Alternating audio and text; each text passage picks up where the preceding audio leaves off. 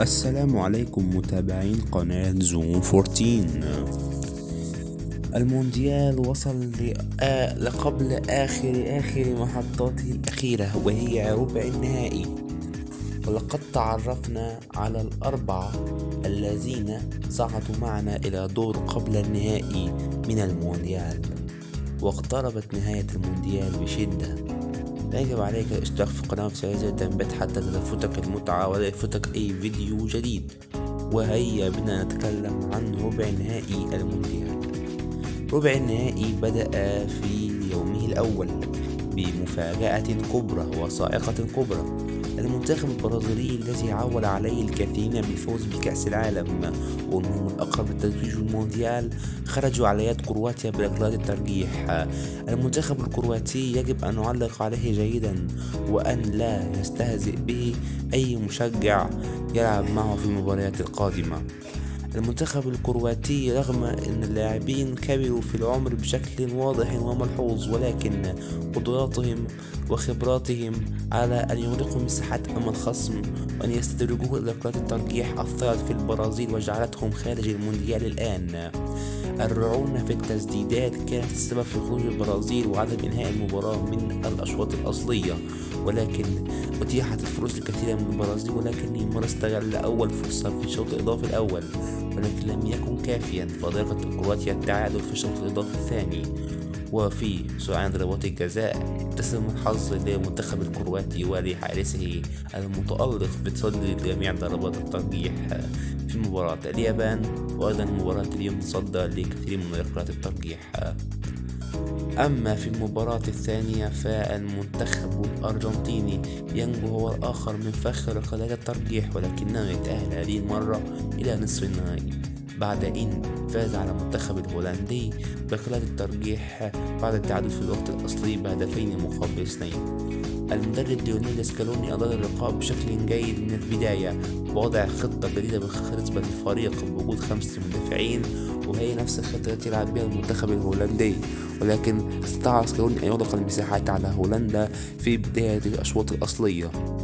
ولكن سرعان ما سجل مولينا والليو أهداف المباراة، المنتخب الهولندي احتجز الأرجنتين في منطقة جزائهم، وكان خط وسط الهولندي أقوى بكثير من خط وسط الأرجنتيني، فاستطاع تبديلات المدرب لويس فان خال أن تصنع الفارق في تسجيل هدفين وأن يذهبوا إلى أشواط إضافية. ولكن الأشواط الإضافية لم تقدم المنتخب الهولندي ما لديه من قوة، وكانت الأرجنتين هي الأقرب بعد نزول دي ماريا من على الدكة، ولكن النتيجة لم تتغير ووصلنا إلى ركلات الترجيح لتتسم فيها الحظ أيضا للأرجنتين وتألق حارسي إيميليانو مارتينيز بتصدي ركلتين ترجيح.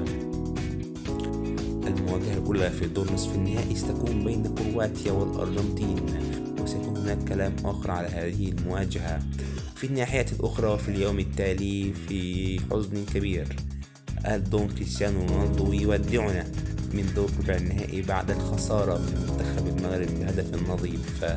يجب أن نقول مبارك للمغرب، ويجب أن نسأل المغرب على كيف ما يفعلون هذا وكيف يعدون هذه الوصفة، ويجب أن نسألهم على سر الخلطة السرية للكتيبة المغربية.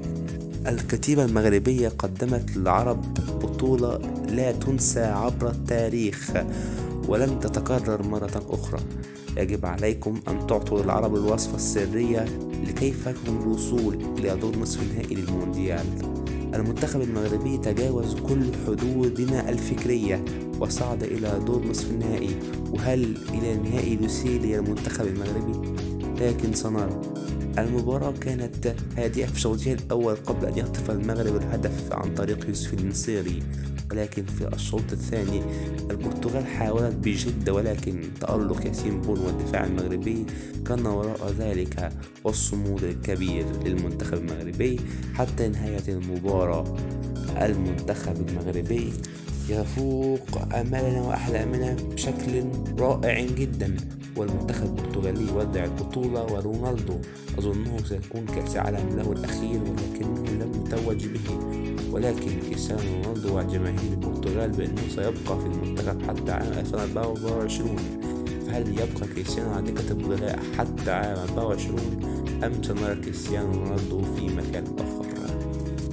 في آخر مواجهات دور ربع النهائي، المنتخب الفرنسي يفوز على المنتخب الإنجليزي ب2-1 في مباراة هي الأمتع في دور ربع النهائي.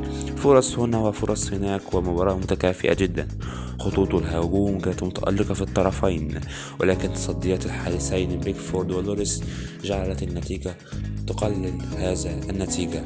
طبعا الشوط الأول كانت تقدم فرنسا بتسديدة قوية من تشاوميني، اللاعب الذي تطور ونبغ كثيرا في كأس العالم هذا، ولكن سرعان ما ردت انجلترا في الشوط الثاني، وفي أول الشوط الثاني بهدف عن طريق هاري كين من ركلة جزاء، ولكن تصديات بيكفورد ولوريس مستمرة لمنع الطرفين من تسجيل أي أهداف، حتى عاد أوليفيه جيرو في آخر الوقت وسجل هدف التقدم لفرنسا، وأهدرت هاري كين ركلة جزاء أخرى للمنتخب الإنجليزي لكي تتأهل فرنسا إلى دور ربع النهائي بسلام وأمان.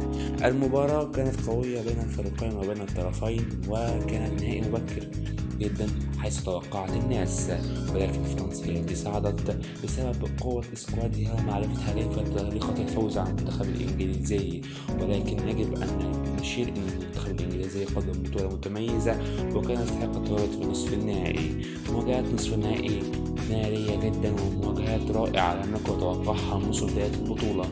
الأرجنتين في مواجهة كرواتيا، وفرنسا في مواجهة المغرب.